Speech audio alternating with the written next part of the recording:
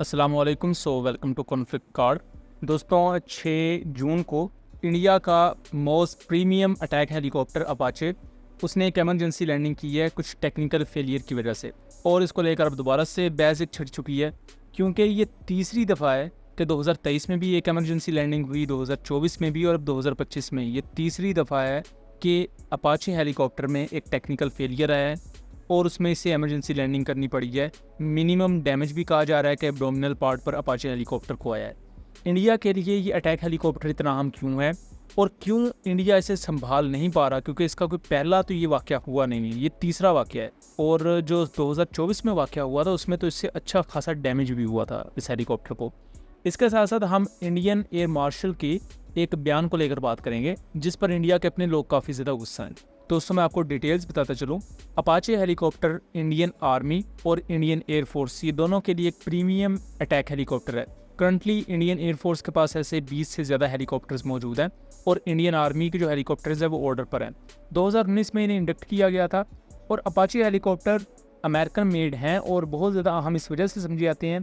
पहला तो इनका AN/APG 78 फायर कंट्रोल रेडार, उसके बाद इनका जो target acquisition and designation system है वो दुनिया के one of the best systems में से एक समझा जाता है, और उसके बाद जो कम्बिनेशन है इसके लॉन्ग बो रेडार का और हेलफायर मिसाइल्स का और हाइड्रा रॉकेट्स का वो बहुत ज़्यादा डेडली है।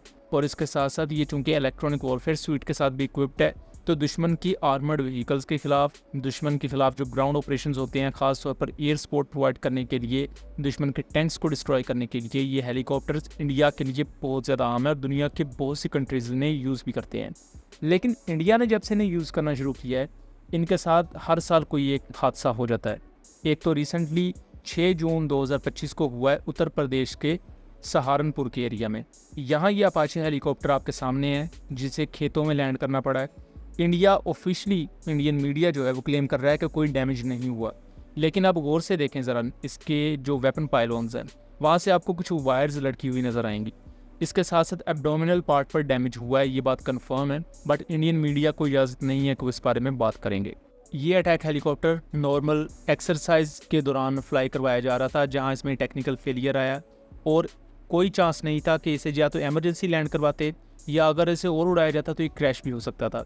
बट अच्छी चीज़ ये है कि पायलट्स महफूज हैं और ऑन ग्राउंड भी किसी शख्स का या कोई प्रॉपर्टी का नुकसान नहीं हुआ। अब इससे पहले भी एक इसी तरह का वाक़या हुआ 3 अप्रैल 2024 को। तब इंडियन एयरफोर्स का एक अपाचे हेलीकॉप्टर उसने एमरजेंसी लैंडिंग की थी खारदुम के एरिया में, जो कि लद्दाख में मौजूद है, चाइनीज़ बॉर्डर के नज़दीक, और तब इसको प्रॉपर काफ़ी ज़्यादा डैमेज भी हुआ था।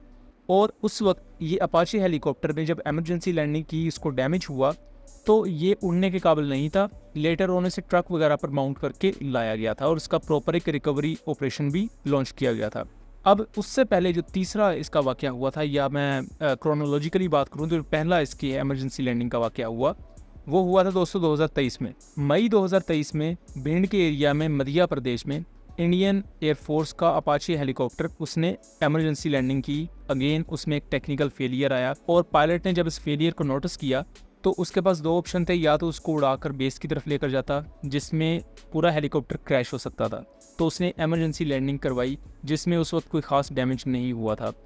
बट यहाँ सबसे बड़ा मसला जो नज़र आ रहा है वो इंडियन एयरफोर्स का जो एयरमैन क्रू होता है, जिन्होंने इन अटैक हेलीकॉप्टर्स को और दूसरे एसेट्स को मेंटेन करना होता है। उसके बाद जो इंजीनियरिंग स्टाफ है जिन्होंने इन एयर एसेट्स की टेक्निकलिटीज़ को देखते हुए इन्हें ऑपरेशनलाइज रखना होता है, उनके साथ कोई सीरियस इशू चल रहा है जिसकी वजह से ना सिर्फ इंडिया के फाइटर जेट्स आए दिन क्रैश हो रहे होते हैं, इंडिया के ड्रोन्स क्रैश हो रहे होते हैं, बल्कि जो इतना प्रीमियम अटैक हेलीकॉप्टर है ये पिछले 3 सालों में 3 दफ़ा इसकी एमरजेंसी लैंडिंग्स हो चुकी हैं जो कि टेक्निकल फेलियर की वजह से होती हैं, और 2 दफ़ा एमरजेंसी लैंडिंग में प्रॉपर डैमेज भी हुआ है। और इसी के साथ साथ मैं एक अहम बयान नथी करना चाहूँगा यहाँ पर कि इंडियन एयर मार्शल हैं, रिटायर्ड एयर मार्शल जिनका नाम है दीप्तेंदु चौधरी, वो एक रिटायर्ड इंडियन एयरफोर्स ऑफिशियल की बुक का हवाला देते हुए ये एक्सप्लेन कर रहे हैं कि क्यों पाकिस्तान एयरफोर्स इंडियन एयरफोर्स से बेहतर समझी जाती है और क्यों पाकिस्तान एयरफोर्स को पूरे पाकिस्तान में मिलिट्री का क्राउन ज्यूल समझा जाता है, क्योंकि कोई भी ऑपरेशन हो पाकिस्तान एयरफोर्स की, और इसी के साथ अगर आर्मी एविएशन भी हो तो उसकी ज़रूरत पड़ती है, चाहे कि सैलाब आ जाए कोई नागहानी सूरत हो, किसी जगह अल्लाह ना करे कोई कॉन्फ्लिक्ट हो, तो आपको पाकिस्तान एयरफोर्स फ्रंट लाइन पर नज़र आएगी। और पाकिस्तान के साथ भी ज़ाहिर बात हादसात होते हैं, दुनिया की हर एयरफोर्स में होते हैं, लेकिन बहुत कम, शाज़ो नादर।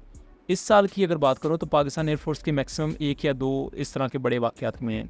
लेकिन अगर आप इंडियन एयरफोर्स का यही साल देख लें तो 2 जैगुआर क्रैश हो चुके हैं, एक EN-32 ट्रांसपोर्ट एयरक्राफ्ट क्रैश हुआ था, 6 एयरक्राफ्ट इंडिया ने पाकिस्तान के खिलाफ खो दिए, और अब रिसेंटली अटैक हेलीकॉप्टर का भी एमरजेंसी लैंडिंग इसकी हुई है। इसके साथ ड्रोन्स भी, इस दफ़ा हेरोन क्रैश हुआ कश्मीर के रीजन में। और इन तमाम इवेंट्स पर हमने डिटेल वीडियोस बनाई हुई हैं जब जब इंडिया का कोई किस्सा क्रैश होता रहा है। मैं कोशिश करूंगा कि उन वीडियोस का लिंक डिस्क्रिप्शन में दे दूं ताकि वो तमाम सबूत आप खुद देख सकें और उनको वेरीफाई कर सकें।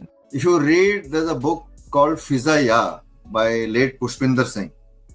It's a marvelous book written long back, I think with 2 other foreign authors as well. And there it talks how Pakistan's Air Force has positioned itself and is considered, what should I say, a jewel in the crown of the Pakistani military, at least by the people. सो दोस्तों, ये था एक analysis. उम्मीद करता हूँ चीज़ें clear नहीं होंगी। वीडियो पसंद आई हो तो इसे ज़्यादा से ज़्यादा शेयर कीजिएगा ताकि इस तरह की मज़ीद इन्फॉर्मेटिव वीडियोस हम आपके लिए लेकर आ सकें। मिलेंगे अगली वीडियो में, तब तक के लिए अल्लाह हाफ़िज़।